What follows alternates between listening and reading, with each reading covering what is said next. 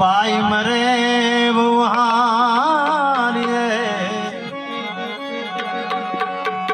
बेनी मरे दिस जाए आ तो नानपणમાં જેના મા બાપ મરે ચાર નિશાના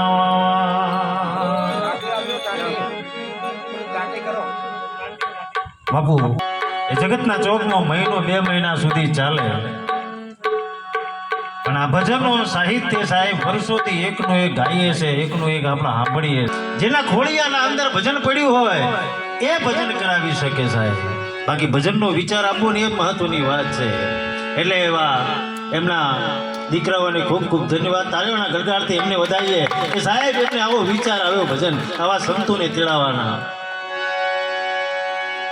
કે તળાવીને ધાનના ઉપજે કોડવીને માડુના હોય જેસલ જખરા નીપજા જેની માં ઉથલ પદામણી હોય સાહેબ જેસલને બધા ઓળખે જખરાને કોઈ ઓળખતું નથી એ જેસલનો ભાઈ જખરો હતો સાહેબ કે એવો દાનવીર હતો કે હવારનો પોર થાય દાન લેવા માટે કોક આવે તો એની માત અને પિતા ઉથલ પદામણીનો ઢાજામ ડરતા કે ક્યાંક દાનમાં અમને ના આપી દે સાહેબ અને બીજો દાનવીર એટલે બધાય જાણો છો સાહેબ કર્ણ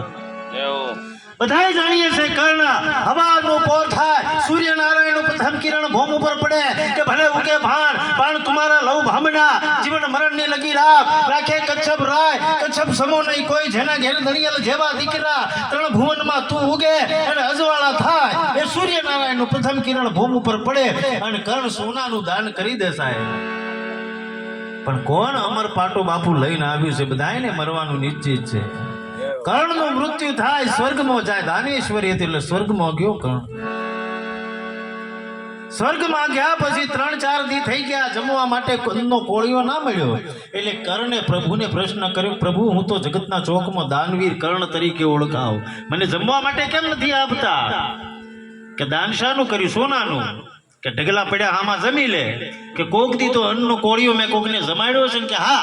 તારા ઘરે એક બ્રાહ્મણ આવેલો એને ત્યાં આંગળી ચીંધીને બતાવ્યું એને કીધું કે મારે જમવું છે પણ તું સોનાનું દાન આપ્યું એટલે એને ના પાડી કે મારે તો જમવું છે અને તેથી એમ આંગળી ચીંધી હતી કે આમાં ઘરે હાલો જા 32 જાતના ભોજન મળશે એ આંગળી અન્નના હામાં ચીંધી હતી તારા મોઢાના અંદર મૂક અન્નના ઓડકાર આવશે અને કર્ણે પોતાની આંગળી મોઢાના અંદર મૂકી અન્નના ઓડકાર આવ્યા અને લાકડી પડે એમ પ્રભુના ચરણોમાં પડીને કીધું પ્રભુ મને બીજો અવતાર આવે એવો આપો કે હું અન્નનું દાન કરી શકું સાહેબ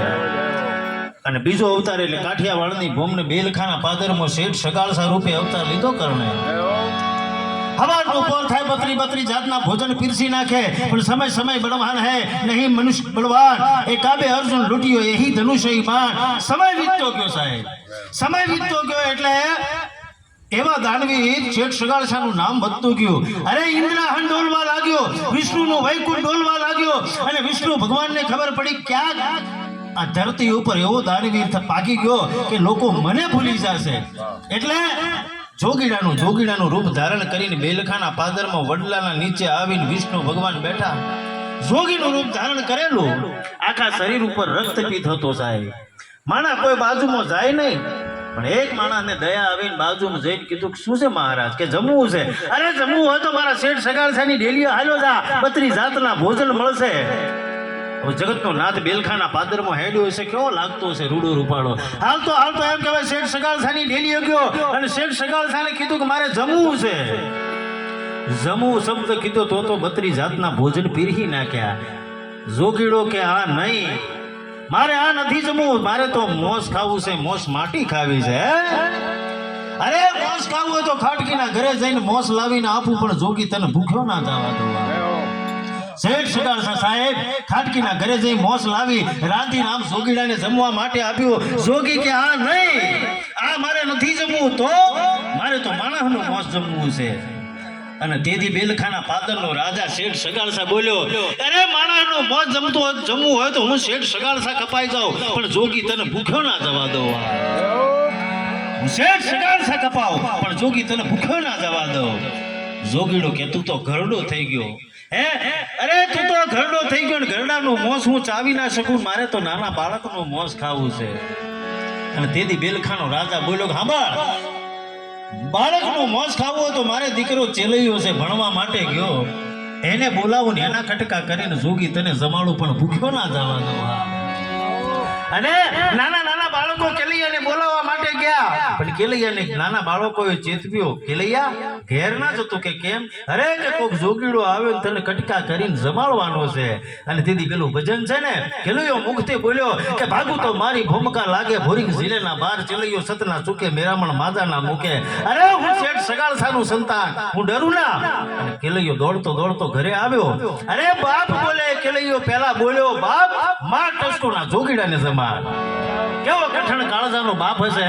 કેવો કઠણ કાળજાનો બાપ હશે. હાથમાં તલવાર લીધી અને એની માં ચંગાવતી ઘરના અંદર જઈ કંકાવટી તૈયાર કરી બહાર લાવી અને કુમકુમનો ચોલ્લો કેલૈયાને કર્યો ને એક હાડકો કેલૈયાને ધડથી મસ્તક અલગ કર્યું ભાઈ. અને ધડના કટકા કરીને જોગીડાને જમવા માટે આપ્યા. કેલૈયાના ધડના કટકા કરીને જોગીડાને જમવા માટે આપ્યા. જોગી કે આ નહીં, કે આ નહીં તો મારે તો તારા મરેલા દીકરાનું મસ્તક જે નોખું પડ્યું ને એ એની માં ચંગાવતી હાથમાં લે અને ખોયણીયાના અંદર મૂકી હાથમાં હોંબેલું લે અને એના ઉપર મારે, એના કૂચા થાય એ કૂચા મારે જમવા છે સાહેબ. કેવી કઠણ કાળજાની માં હોય સાહેબ કે ચંગાવતી રાણીએ મરેલા દીકરાનું મસ્તક હાથમાં લઈ ખોયણીયાના અંદર મૂકી હાથમાં હોંબેલું લઈને આકાશમાં આમ કરીને મારવા જાય તો સાહેબ માએ માં છે સાહેબ. 12 પ્રકારના વરહાત હોય, ફરફર સોટા ફોરા પછડીઓ નેવાધાર, એ 12 પ્રકારના વરહાત પડે એને ખોંકો વરહાત કહેવાય. આકાશમાં વાદળી ચડી હોય જે ચડે આષાઢી વાદળા કાળા દોવરે અંબર શોભે દસુ ઓતરા દસી માથે ઉતર્યા દરાર તો ઝીંકોરે મોરલા માથે વહરી મંડાણી ધરી એક ધારા મેઘરાજા મંડાણા અપાર. આવો વરહાત જો પડતો હોય એમ ચંગાવતીની આંખમાંથી આહુડાની વેલી હાલી અને જોગીડો બોલ્યો કે ચંગાવતી રાણી તારા મરેલા દીકરાનું મસ્તક તને ખોડતા દુઃખ થાય છે ને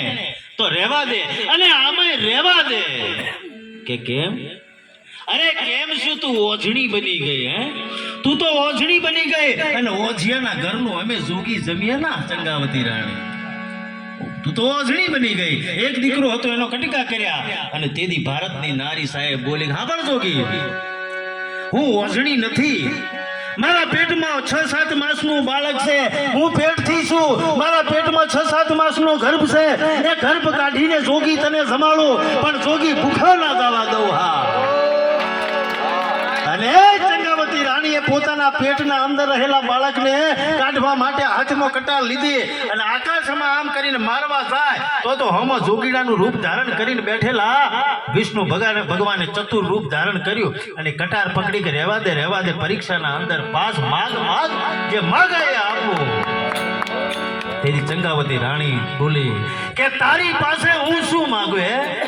તારી પાસે હું શું માંગુ? અરે તું જ મારી પાસે માંગવા આવ્યો, હું તારી પાસે શું માંગુ? પણ માંગુ એટલું કે આગળ કળિયુગ આવે જેવી અમારી પરીક્ષા કરીને એવી બીજી કોઈને કરતો ના ને કે પૂજવા વાળો નહીં મળે, તને પૂજવા વાળો નહીં મળે. આગળની ઘટના સાહેબ ચંગાવતી રાણીને કીધું કે ચંગાવતી રાણી આમ નહીં તો તારા આંખના આહુડા આ મોસના અંદર પડે એટલે મોસમાં મીઠાપ નહીં આવે તો ગાતા